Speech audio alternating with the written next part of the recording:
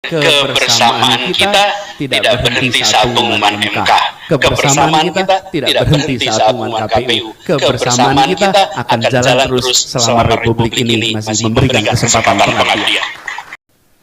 Jadi kalau ditanya pada saya, ragu nggak kepada nasionalisme kawan-kawan dari PKS? Saya orang pertama menyatakan saya tidak pernah ragu dan lagi. Saya merasa berhak untuk menyatakan ketidakraguan saya. Justru kalau ragu, untuk apa saya berdiri di sini? Saya menyintai kebangsaan ini, nasionalisme kebangsaan kita. Tapi saya ingin mengajak semua pihak, komponen, elemen masyarakat, institusi, partai-partai politik, bahkan civil society, untuk menerjemahkan nilai dan idealisme nasionalisme kita tidak hanya sekedar lip service dan retorika, tapi aplikasi praktek dalam kehidupan, berpikir kita, berbicara kita, berbuat kita. Nah, ini saya katakan itulah nasionalisme yang sejati. Maka pikiran-pikiran ini sebenarnya saya rasakan tidak ada gap, tidak ada satu jarak di antara Nasdem maupun PKS. Jadi kalau kawan-kawan PKS nanti ada dalam pemerintahan baru yang didukung oleh Nasdem ini, ya kita syukur alhamdulillah. Tapi nggak ada dalam pemerintahan juga kita bilang apa? Usaha itu atur baik-baik. Nah, ini jelas persahabatan antara Nasdem dengan PKS itu harus kita jawab dan kita rawat baik-baik. Nah, ini barangkali pemikiran-pemikiran kita.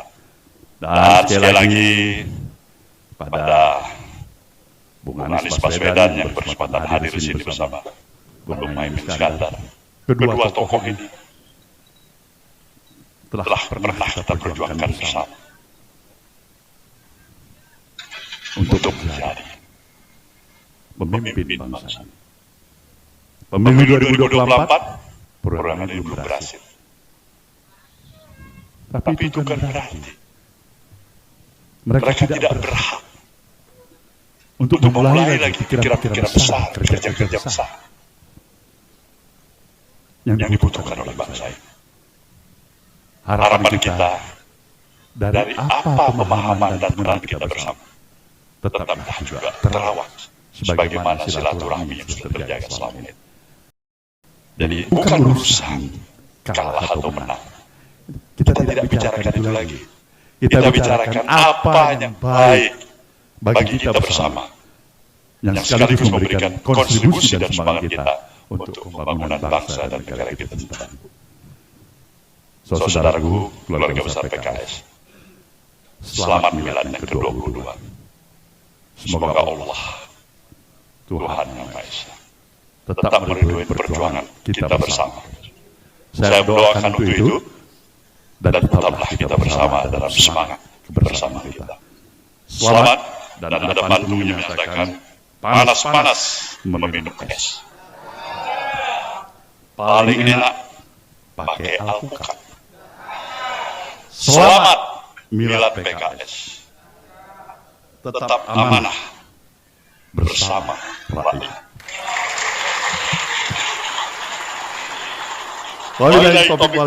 Wassalamualaikum warahmatullahi wabarakatuh.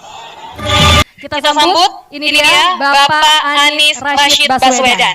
Silakan. Assalamualaikum warahmatullahi wabarakatuh. Alhamdulillah wa syukurillah wa la haula wa la quwwata illa billah.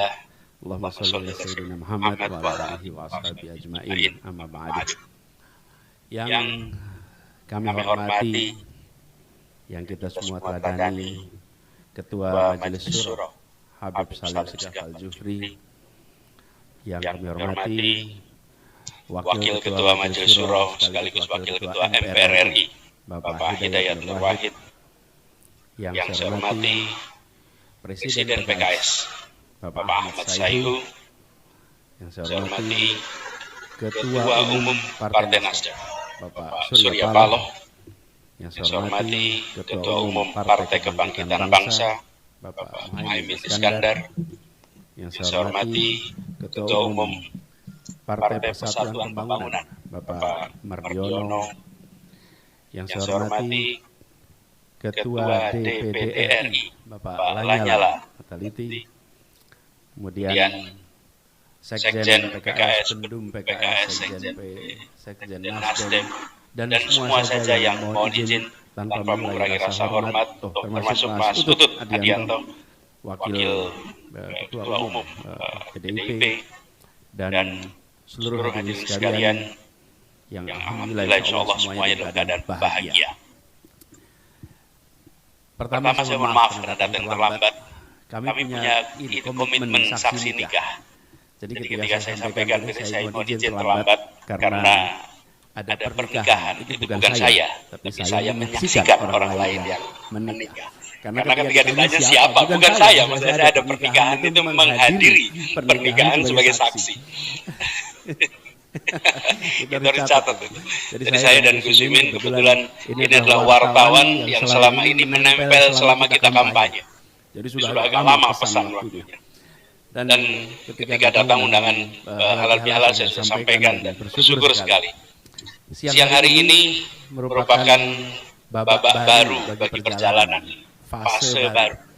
22 tahun PKS berjuang, dan 22 tahun itu diiringi dengan catatan rekam jejak konsistensi. Berdemokrasi itu salah satunya adalah siap untuk berada di dalam pemerintahan dan selalu siap untuk berada di luar pemerintahan. PKS telah memberikan keteladanan berdemokrasi dengan menunjukkan sikap ketika berada di dalam posisi pemerintah, jalankan tugas dengan sebaik-baiknya, dan ketika berada di luar konsisten untuk menjadi mitra sebagai oposisi. Ini adalah rekam jejak yang tadi juga disampaikan oleh Pak Surya Paloh. Ada dinamika dalam dan luar. Dan sekarang ada persimpangan jalan baru. Kita masuk oleh persimpangan jalan baru. Yang lain sudah tahu akan ambil belokan yang mana. Kita menunggu PKS ambil yang mana. Kita tunggu PKS ambil yang mana. Tapi yang pasti adalah konsistensi itu adalah salah satu karakter dari PKS. Dan saya merasakan, kami berjuang bersama-sama di Jakarta. Dari 2016 terus sampai sekarang. Beberapa karakter khas dari kader PKS. Ketekunan, keteguhan, konsistensi, kerja keras, ikhlas, sanggup bekerja dalam senyap, dan siap untuk mengerjakan apa saja. Itu apa saja dalam artian setiap tugas diberikan, tak lihat posisi, tak lihat jabatan, semua dikerjakan. Foto Pak Saihu menjaga TPS yang tidur sampai larut malam itu beredar sampai kemana-mana. Bayangkan posisinya adalah ketua umum tapi ikut jagain TPS sampai larut malam, sampai all out. Itu menjadi contoh karakter kader-kader PKS. Dan ini suatu ketekunan yang bisa menjadi contoh. Bukan semata-mata partai sebagai kendaraan untuk pribadi-pribadi berbagai kepentingan, tapi partai sebagai tempat untuk penumbuh kembangan kader, pengembangan kepemimpinan kader, pengembangan seluruh potensi kader. Dan 22 tahun ini dijalani dengan catatan yang gemilang. Karena itu kita menyampaikan selamat bukan sekedar miladnya, tapi selamat atas konsistensinya selama 22 tahun ini. Dan ke depan kita berharap PKS terus menjadi contoh. Perjalanan Republik ini masih panjang. Dan siapapun yang berada di wilayah pengambilan putusan sadar bahwa lahan pengabdian itu masih panjang sekali. Usia partai ini juga tidak sama dengan usia badan manusia. Partai ini punya usia yang jauh lebih panjang. Karena itulah kita harus melihat apa yang sudah dikerjakan kemarin sebagai pondasi rekam jejak untuk menata ke depan, untuk terus medan pengabdian yang tidak pernah berhenti. Kami sendiri, saya rasa Gus Muhaimin juga merasakan yang sama. Selama perjuangan beberapa bulan ini menyaksikan betul militansi, kerja keras seluruh kader PKS di dalam perjuangan pileg dan pilpres kemarin. Di semua lokasi tanpa beda. Dan ketahanan, ketangguhan dalam perjuangan ini membekas di kita semua. Karena itulah penghargaan yang setinggi-tingginya, apresiasi yang setinggi-tingginya, Dan ini berarti apa yang tadi disampaikan. Kebersamaan kita tidak berhenti saat pengumuman MK. Kebersamaan kita tidak berhenti saat pengumuman KPU. Kebersamaan kita akan jalan terus selama Republik ini masih memberikan kesempatan pengabdian. Dan ini ditandai pada momen pada hari ini yang dulu sebelum bulan September mungkin PKS dan PKB belum pernah satu ruangan bersama-sama secara sering. Dan sekarang bareng-bareng terus semua barrier-barrier itu runtuh, dan itu sejarah baru sampai di tingkat ranting cabang warna hijau dan oranye bisa bersama-sama dengan tenang sekali.